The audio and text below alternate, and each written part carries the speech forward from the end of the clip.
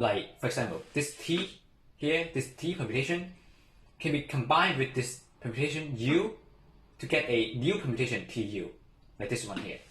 And this is how you do it. First, you look at the first element in T, number 3. Because this is number 3, you take the third element in U to become the first element in TU, like this. And similarly, since number 1 is the second element in T, you take the first element in U to become the second element in TU. And similarly, you do the same thing for all the rest, and you get TU, a new permutation. This is a valid permutation. Also, if you reverse the order, you put U in front of T, you apply U to T the same manner, you get UT, this permutation. And you can see TU is not equal to UT. So this operation is not commutative. It's not like general multiplication of numbers that's commutative. Now I want to introduce to you a special type of permutation that's called a transposition. It's actually the simplest type of permutation, namely just swap 2 elements and leave all the rest unchanged. Like for example, this one. Usually we denote a transposition with a symbol sigma, like this. It's just, in this case, just swap the second element and the third element.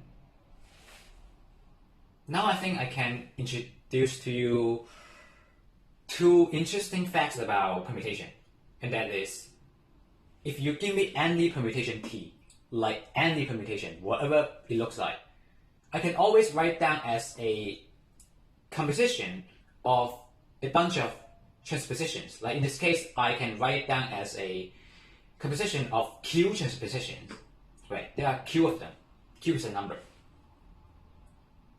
And the second interesting fact is the most interesting fact in this video, and that is, if this exact same permutation T can be written down as a composition of this set of transposition and also a composition of this set of transposition, like these 2 sets of transpositions, these sigmas are different, then this Q and P must both be even or both be R.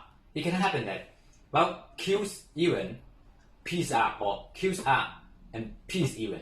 It cannot happen. And this is what I need to prove to you in this video. The first fact is simple enough that I think most of you can just prove it yourself. And I can leave it as an exercise.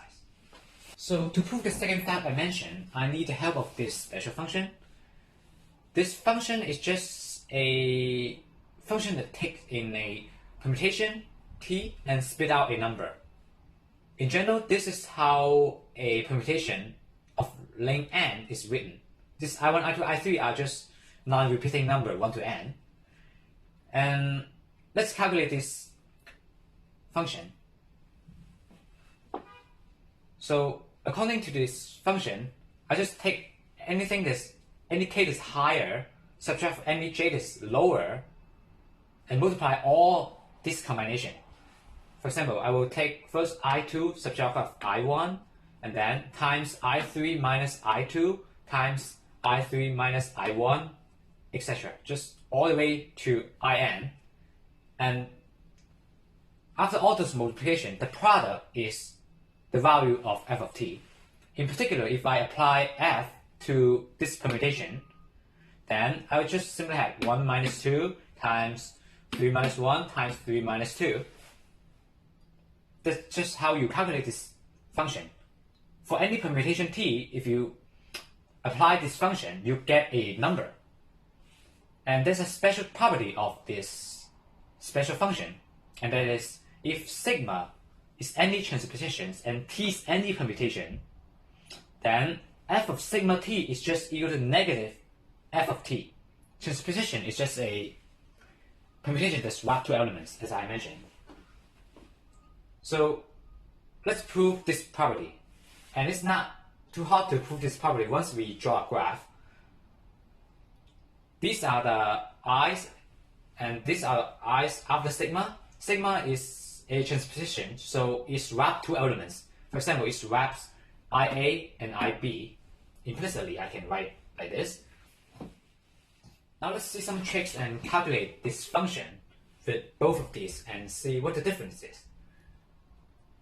first you look at that ik minus ij. If none of ik or ij is equal to ib or ia, then even after sigma on this side, they are still the same.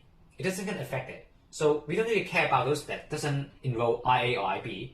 We only care about those that involve ia or ib, like these I in between, such as this IB. On this side, we actually get the same thing.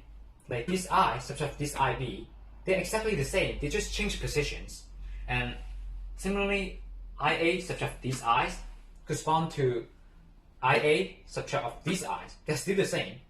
Eventually, we'll find that the only thing that get affected by sigma but doesn't have a corresponding part is the things in between, and also B minus A.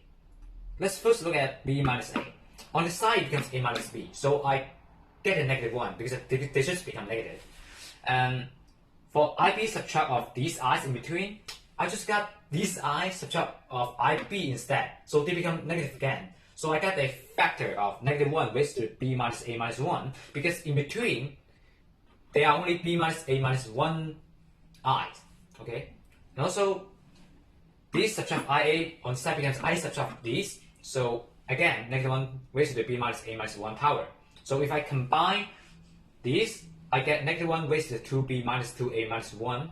And 2B minus 2A minus 1 is definitely an odd number. It cannot be an even number, no matter what B and A are. This is an odd number.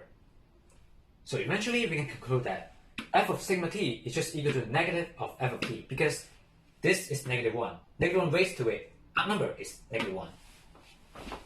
So let's finish the proof now. I have I to denote the identity permutation. So let's finish the proof now. I have I to denote the identity permutation. It is an identity in the sense that if you have t applied to I, then you always get t back. T is a permutation. Okay? So let's look at this thing here. If t is any permutation, we know from earlier that it can be written as a composition of a set of transpositions here, like this.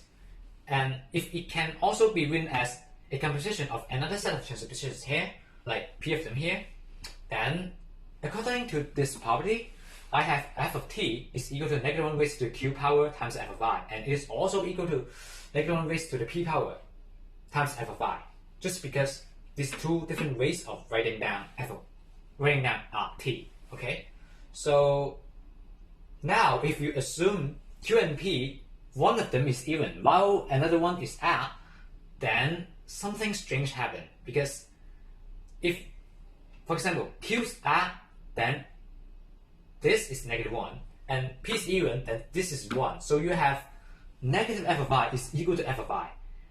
And since f of I is a number, the only number that satisfies this equation is 0.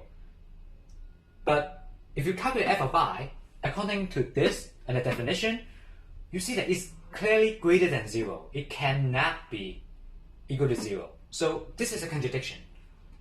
We have proven our statement through a proof by contradiction. Because if we assume q and p are not both even or odd, then we immediately get a contradiction.